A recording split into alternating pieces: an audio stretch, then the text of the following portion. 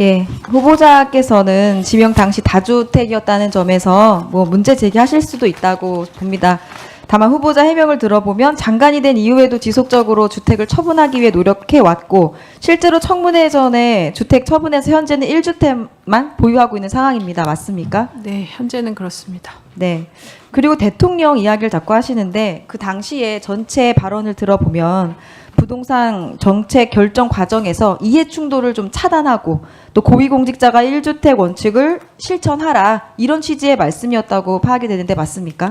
네, 뭐 집을 팔아라 말아라라는 말씀을 하신 적은 없고 네. 그냥 부동산 정책에 대한 방향성을 강조하시는 말씀이었다고 생각하고요. 네. 저는 뭐 정부 관료가 된 이상 그 정책에 맞는 방향으로 움직여야 한다고 생각했습니다. 예, 그래서 야당 의원님들께서 지명 당시 상태만으로 뭐 인사 원칙 위반, 부적격 이렇게 단정 지으실 것이 아니라 청문회에서 궁금한 거 확인하시고 향후 관리 계획을 검증하는 게 더 타당하지 않나 그런 생각이 들고요. 하나하나 좀 말씀을 드려보면 잠실 아파트 모친 증여세 문제를 좀 얘기를 해보겠습니다. 이것을 앞서 국민의힘 의원님들께서 사실상 증여 이런 표현을 계속 쓰십니다. 근데 이 사안은 주택 소유권을 이전한 증여가 아니죠. 네, 지금 월세 관련된 말씀하시는 예. 겁니다. 그러니까 모친이 후보자 소유의 주택을 무상으로 사용한 이익이 있느냐. 그러니까 이것은 세법상 쟁점입니다. 근데 뭐 마치 고가의 부동산을 증여하고 재산을 은닉하고 뭐 탈세처럼 표현하는 것은 사실과 분명히 다르다는 점 말씀드리고요. 이 사안은 모친을 부양해야 하는 상황에서 가족 문제에서 비롯된 어떤 세법의 문제다. 다시 한번 확인을 하고 좀 넘어가겠습니다. 많은 사람들이 부모가 자녀 집에 살거나 자녀가 부모 집에 사는 것을 어떤 가족의 부양이나 동거 문제로 생각하지 사실 뭐 5년에 현재 가치 1억 원 기준 부동산 가액 13억 원대 뭐 이런 구조 계산까지 하지 않거든요. 그런 생각이 저는 좀 듭니다. 뭐 부모 자식 사이에 집을 그냥 빌려줘도 증여세가 나올 수 있다는 점은 일반 국민들에게 잘 알려진 생활 상식이라고 보기는 어렵다고 생각이 듭니다. 납세 의무 또한 후보자가 아니라 어머님께 있는 것이죠. 네, 그렇습니다. 그러니까 다만 이 문제가 청문회에서 제기되었던 문제고 후보자로서 책임 있는 위치에 있는 만큼 세무 전문가와 잘 검토하셔서 이 세법상의 문제는 성실하게 해결하셨으면 하는 요청을 드립니다. 네. 또 아까 양평 전원주택에 대해서도 말씀을 하시는데 뭐 원상복구 명령을 받았네 못 받았네 말씀을 하시는데요. 행정처분 사전 통지서 후보자는 못 받았다는 말씀이시죠? 네, 저는 그 부분은 받지 예. 못했습니다. 그런데 우리 야당 의원님들께서는 지방 공무원이 보냈다. 말단 공무원이 공문을 보냈는데 못 받았다고 한다. 말단 공무원이 뭐 무시하는 것 같은 발언을 계속 프레임을 짜서 몰아가세요. 거짓말하지 마라. 거짓말하고 있다. 이렇게. 근데 아까 김동아 의원님께서 말씀하셨듯이 우체국의 등기 기록을 보면 될 거 아닙니까? 한쪽은 공문을 만들었고 한쪽은 못 받았고 그럼 중간에서 등기가 갔는지 기록을 확인하면 되는데 김동아 의원님께서 등기 기록 없대잖아요. 증거가 없지 않습니까? 보냈다는. 근데 그걸 가지고 거짓말한다. 무슨 마치 말단 공무원을 후보자가 무시하고 어떻게 조롱한 것처럼 그렇게 말씀을 하시고 프레임을 짜고 몰아가세요. 좀 이해가 안 되네요, 저는.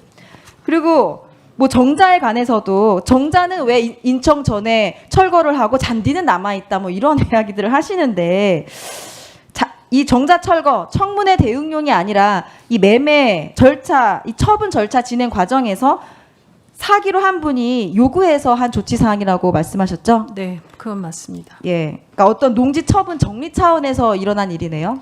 네, 그 사시는 분이 요구하시는 것에 맞춰서 저희가 정리를 해드려야 된다고 생각했고 그 예. 부분은 처리했습니다.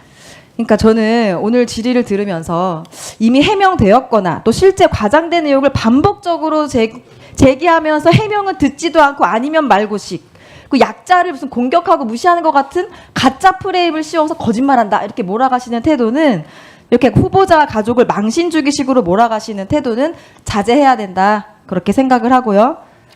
제 질의 이어가도록 하겠습니다. 저는 후보자께서 경제 기술 분야에 대해서는 충분히 전문성과 성과를 보여주셨다고 생각을 하고 앞으로도 잘 해내실 거라고 생각합니다. 그래서 저는 이번 질의에서 저는 경제 정책보다는 사회 정책에 대해서 좀 질의를 드리고 싶고요. 국민의 삶의 문제에 대해 질의를 하려고 합니다. 그러니까 현장의 목소리를 좀 전달을 드리고 싶은데요. 먼저 사회 정책의 총괄 조정 기능에 대해 묻겠습니다. 사회부총리 제도가 폐지가 됐습니다. 그러니까 교육, 복지, 돌봄, 뭐 노동, 지역사회 정책 이런 것들을 총괄하고 조정하는 기능이 약화되는 것 아니냐 이런 우려가 있는 것이 사실입니다. 근데 이런 문제들은 어느 한 부처의 업무로 해결되기는 어렵거든요. 그러니까 교육은 복지랑 연결되고 또 돌봄은 의료, 주거, 고용 또 지역 문제는 지자체와 중앙정부의 개입이 없으면 사실은 풀기가 어렵습니다. 네. 그러니까 사회부총리라는 축이 지금 사라진 이런 상황이기 때문에 저는 국무총리와 국무조정실이 그 역할을 수행하는 것이 굉장히 중요한 상황이다 이렇게 보고 있는데 후보자께서는 사회부총리 폐지 이후에 이런 사회정책 조정 기능 약해질 수 있다 이런 것에 대해 어떻게 생각하십니까?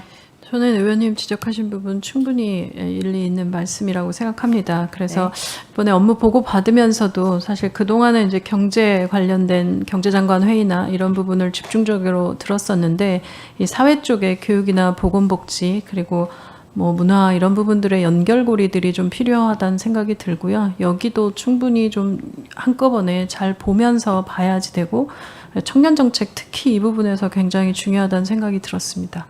그러니까 올해 3월부터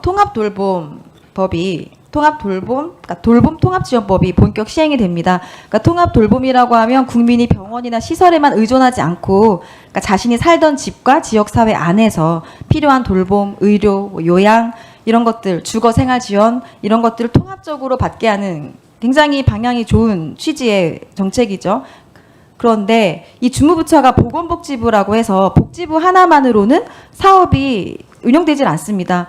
그러니까 노인, 장애인, 뭐 아동, 의료, 요양 여러 가지가 연결되는 대표적인 다부처 사회 정책인데요. 지금 현장에서는 뭐 준비 부족, 인력 부족, 지자체 간 격차, 재정 부담 문제 여러 가지 문제들에 대한 우려가 큽니다. 그런 점에서 볼 때 총괄 기능이 굉장히 중요하거든요. 그러니까 현장에서 국민들이 겪는 어려움은 부처의 경제에 따라 발생하지 않습니다. 시간이 있는데 이어서 이따가 하도록 하겠습니다. 네네. 지금 네.